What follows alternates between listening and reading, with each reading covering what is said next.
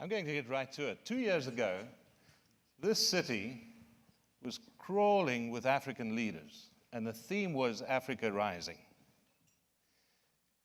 2 years later, it seems as though that was the peak of the meme of Africa Rising. Or not. If we think about trouble in Angola, Mozambique, Zambia, the latest, you might think things are receding in Africa. If we think that even a year ago, 6 of the top 10 fastest growing countries were in Africa, now it's 3 out of 10. What has not changed? What has not changed is firstly the demographic. Look around you. The future of the world is sitting at your table. Africa has more young people than anywhere else. And this is the quality that you will increasingly meet in Africa. In addition, if you look at companies being successful, the largest retailer in Africa has just announced an increase in profits. What does that tell you? Well, it doesn't tell you that growth is not happening. Africa is growing at 5% this year. I know of a few places in the world where that would be a very welcome development. So, when I turn to my guests, I have a question related to our topic, time to get serious for business in Africa. Tony Carroll is a lawyer, he's a friend, he's focused on sub-Saharan Africa, and he probably knows more about trade issues in Africa than anyone else I've ever met.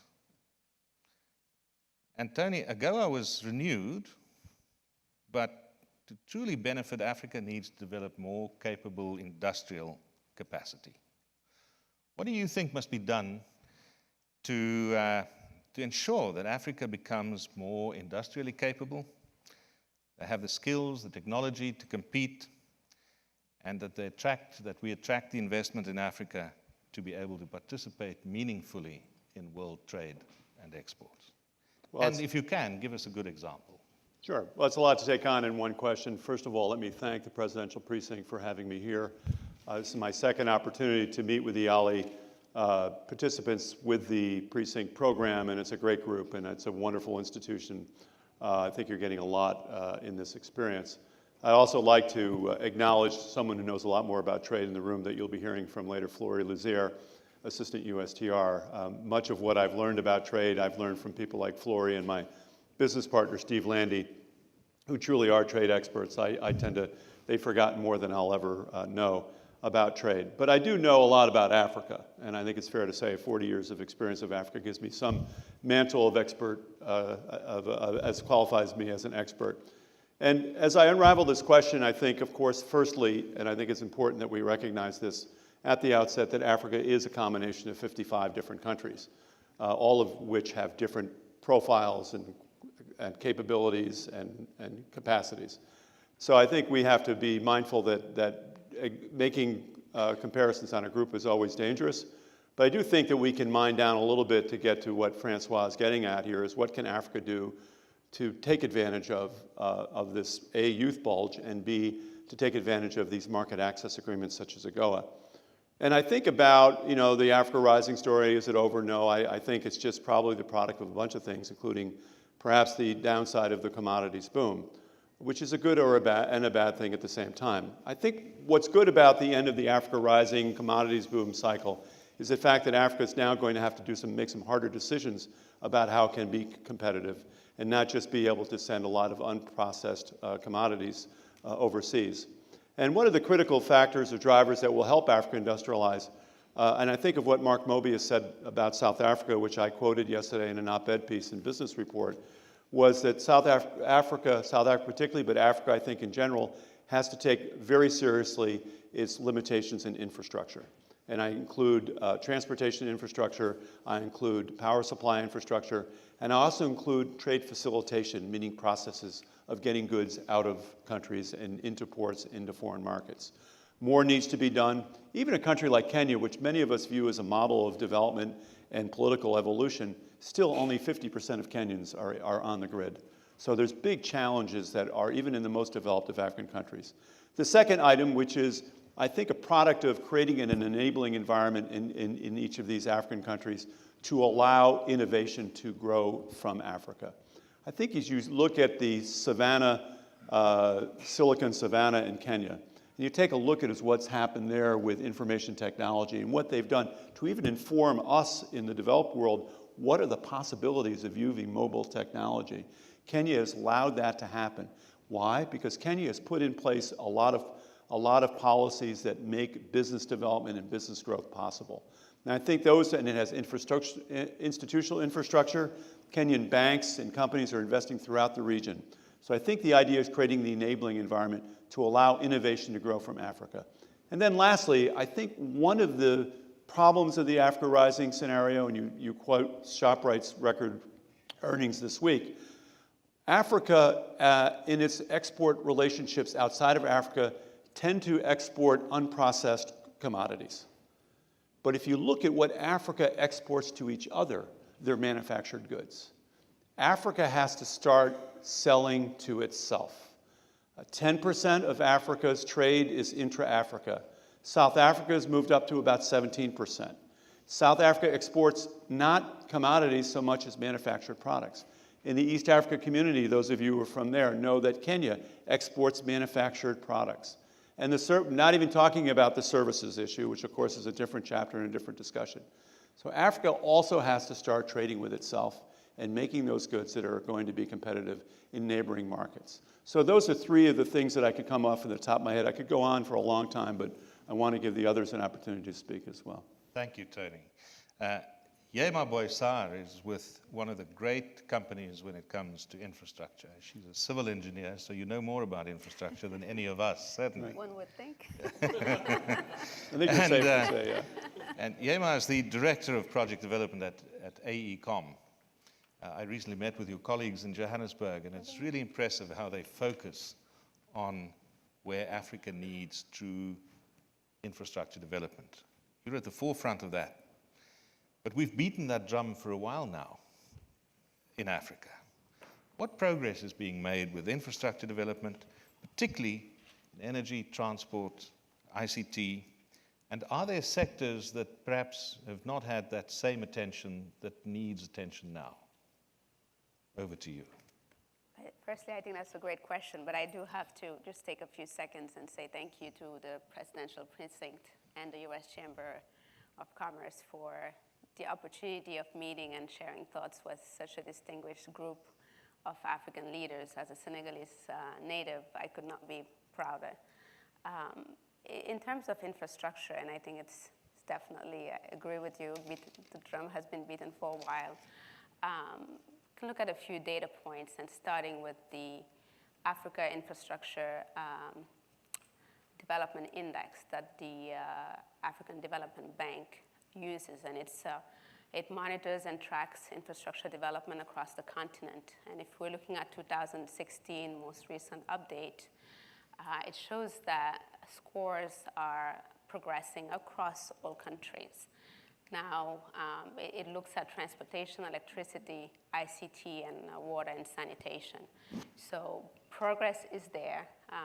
The improvement the main driver is through ICT. As some of you may be familiar, 93% of African citizens have cell service.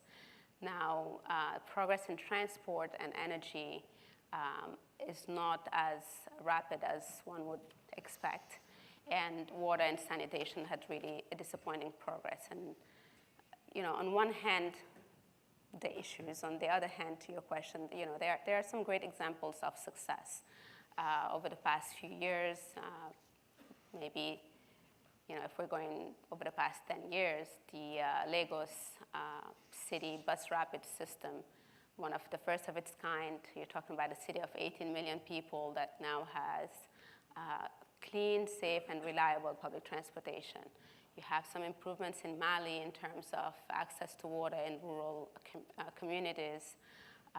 In Ethiopia and Eritrea, again, some significant progress with rural access to clean water supply, expanding boreholes throughout the countries. And you would probably see a theme here that while there is progress, there remains a big disconnect between urban and rural access to basic services. And maybe just bringing it down from a more pragmatic aspect rather than just a score. There's a Afrobarometer that really does a survey across 35 African countries, and it's 65% access to electricity. That's a huge, huge area of development, of opportunities, and just thinking that power needs are going to almost grow by 90% by 2035, and basically only 2/3 of people have access to electricity, and if you look at the people in the rural areas, it's even much lower. In terms of paved or tarred roadways, it's just 50%. So there's transport and energy are definitely two main areas of great needs for investment, and it's an issue, but we look at it, at least for firms like Yaye-Mah and many others around the world, it's an opportunity. It's a business opportunity for local companies, for international companies, and we hope that, as we go through these discussions, that it will not be the same theme, that we see true progress where the continent needs it. Thank you, Yaye-Mah. Now, our next panelist is Mike Ligon, who's the Vice President Corporate Affairs at Universal Corporation. He's deeply involved in the business community here in the US. He's on the board of the Virginia Chamber of Commerce, amongst others. And Mike, Universal is very involved in the agricultural field. And agriculture is widely regarded as a job creator or an engine for growth for Africa. But there are issues of land ownership, technology, skills to be dealt with. What must be done by us, we Africans, to facilitate investment for commercial agriculture? Because that's where we have to move to if we want to feed the world and ourselves. Right.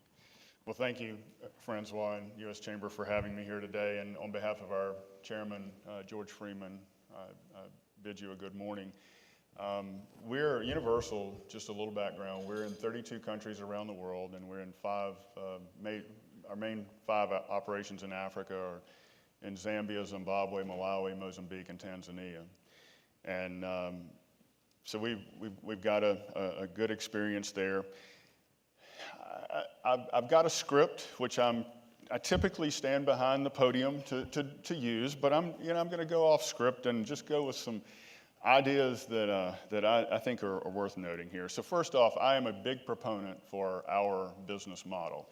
And our business model is one that we go in, we work with the local community, we work with the local people, we build them up, we build them up to a management capacity, and then we leave them to do their business, and we manage from a corporation. We believe that that's a sustainable model, and we believe that's necessary. Francois mentioned land ownership. I know that's an issue in some of the African countries. We were actually speaking about this at breakfast this morning, and it's something the governments have to get their arms around.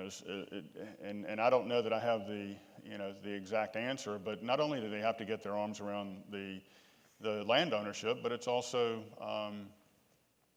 just having let's call it a broad policy, if you will, for dealing with agriculture, because we recognize that things are going to ebb and flow with with the political situation, with the economic situation. Supply and demand, that's a big thing, and folks sometimes lose sight of that. Our model, again, is direct contracting with the smallholder grower. We go in, we make a contract with them, we provide implements, we provide financing, they return us with a crop. Again, a sustainable model, but it's also tied to a social responsibility program. We invest in education, we invest in medical facilities, we invest in bridges, we invest in roads. We have to get the product to the port. We have to work with the governments and invest in those as well. Ownership. We feel that we take strong ownership in what we're doing. Governments have to do the same thing. Growers have to do the same thing. There is a certain responsibility for all parties involved. The need to work with communities, I touched on this a minute ago, but it is ever so important that we not only work with the business people, but we work with the community. And our prime example of this is in Mozambique, in the Tet province. We went into Mozambique, we went into Tet, which was a desert area, and we've built it up. And we now, it's either number 1 or number 2 in our production worldwide. And again, it involves medical facilities, infrastructure, and we've invested in all of those things. What does it take? It takes a lot of trust. You know, we had to trust in the local government, and fortunately for us in Mozambique, all branches of government understood our mission. They understood what we were trying to do. They stuck with us. They stick with us today, and so it's been a very successful operation. And then I'll close by just this is sticking with the sustainability side again, is the introduction of alternative crops. One of the things that we do is we provide an outlet or a storage for overage maize production. Doesn't sound like much, but the grower has the opportunity to produce a crop. We provide an outlet for it or storage until he can sell that crop. Poultry, we provide chicks to the farmers. They have an opportunity to put food on the table, or they may produce enough that they can sell them and make a profit off of that. So those are a lot of the things. Again, I went off script, but I'm just so proud of the model that we use, and I believe that if more companies followed that similar agricultural model and the governments would take their responsibility, I think that we'd have a better situation. Thank you, Mike. Thanks. I think we have time, Nancy, for at least one question, do we? Yes, we have time for a couple, probably. Very good. So there's a question right at the back, 1 and 2. 3. Good morning. Olivia from Rwanda. My question goes to Mr. Carroll. You made a very important point that it's time for Africa to do business with Africa. And I think many of us, in the room can agree with you. But I'd just like to know from you, what do you think is holding us back? Because this is an idea that has been around for a while, but we don't seem to be getting into that space of actually taking advantage of the opportunities within the continent. What do you think is holding us back, and what can we do to move this agenda forward? Well, I'm sure you'll hear more about this later from Flory, but I think Africans could be a lot more ambitious on trade facilitation. I think there's still an historic, often mistrust, but also the trade flows have gone away from Africa, not from within Africa. So there has to be a sort of positioning of infrastructure to make Africa be able to serve its own internal markets better. So that's one structural change that should happen. The second change is there has to be a lot more acceleration and pressure on regional integration. I think the idea that having to go to a border stop and spend 3 days to clear goods, if we go back to the ShopRite model, for them to send a truck to Zambia takes an absolute mountain of paperwork to get through the borders to cross and bring their goods into each of those countries. So I think there has to be a lot more acceleration and pressure on trade facilitation, and there has to be a restructuring or orientation of infrastructure to serve internal markets as opposed to just exporting unrefined products. That's a short answer. I could go on, but I know we want to hear from some others. Thank you, Tony. Go ahead. So thank you so much for your presentations. Mine is really not so much of a question, it's more of a comment based on what Mr. Carroll said on the issue of what do we need to do in Africa. It is my proposition that we also need to invest heavily in education, because I'm from Kenya, and I think that one of the biggest problems we have in relation to lack of innovation and creativity stems from the kind of education that we are given. Because when you are educated, you're told there's only the only answer to a question is is very limited. So there are only like one or two answers. So you then are not able to think outside the box. And this is how the education system goes about training its students. So then when we ask ourselves, why is in Africa innovative? Why is in Africa creative? I think the solution could be found by investing heavily in the education sector and looking at how to change the curriculum, because I think the curriculum is the problem. And once we have a proper curriculum where people are able to think outside the box, become innovative, then I think that will lead to economic empowerment, and economic empowerment will in turn have ripple effects to lead towards issues such as, better leadership, because you're then able to question the kind of leadership and challenge the status quo. But without that proper kind of education that allows for thinking of outside the box, then I think we'll still be, a long way behind. So I think we should also invest in education. Thank you. Yaye-Mah, you referred to innovation as well and skills. And Africa likes going to the latest generation and skipping all the bits in between, like we've done with technology and ICT. Is there a latest technology we can go to in education so that we can skip all the bits in between and just be world class? It would be very simple now, wouldn't it?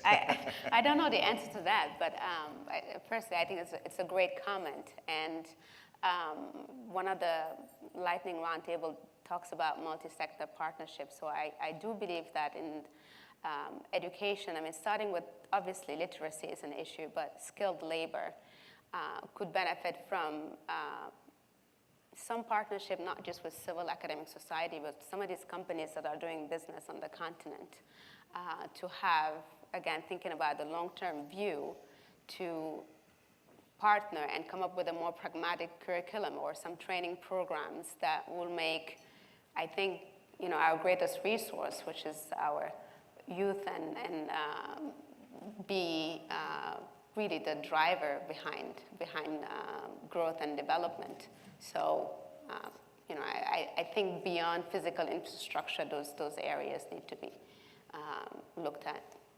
Thank you. With the SKA in South Africa, the square kilometer array, it's now in the small town of Carnarvon easier to find a scientist with a PhD than an electrician or a plumber. So we sometimes skip the bits in between. There was a third question, and then I'll get to the rest if we have time. Good morning. My name is Asma James from Sierra Leone. I'm a broadcast journalist, and mine is not a question. I just want to encourage investors here that Sierra Leone, before the Ebola, used to be one of the fastest growing economies in Africa. And after the Ebola, the government of Sierra Leone launched its Ebola program, post-Ebola program. And I want to say there's a lot of opportunity back home in Sierra Leone for investment. We have agriculture, the tourism sector is growing now. We have also opportunities in telecommunications and marine. So in case you want to invest, you're looking for areas of investment, you can come to Sierra Leone and be rest assured of hospitality. Very good one. Thank you. Thank you. Thank you. That's a great commercial. Nancy, how are we for time? One more question. I think we're going to have to roll the dice and say, why don't we get one question right at the back?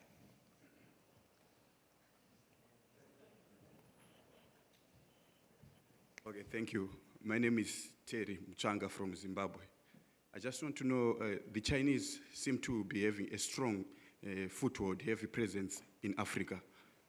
Why is the United States reluctant or taking a very slow position or attitude towards investing in Africa?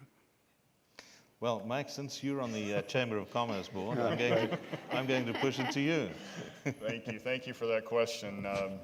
Tony is well familiar. We made a big effort with the U.S. government to try to include agriculture in the product listing under the African Growth and Opportunity Act, but unfortunately we were unsuccessful with that. And we feel strongly that that needs to take place, that agriculture has to be there. So again, I just kind of flipping the question you asked me earlier, it's really, there's an onus on us to take that responsibility as well. Maybe next year we'll put a few Americans up and you ask the question. Thank you very much. I'm sorry that we don't have time to take more questions, but we have a next panel coming up. I'll be back at lunch if anybody has any questions. And all of us will be around. So it'll be good to speak individually to everyone who still has questions. Thank you for participating, panel. You've been great. I wish we could hear more from you. And Steve, I think you're up next. Thank you. Thank you, Councillor.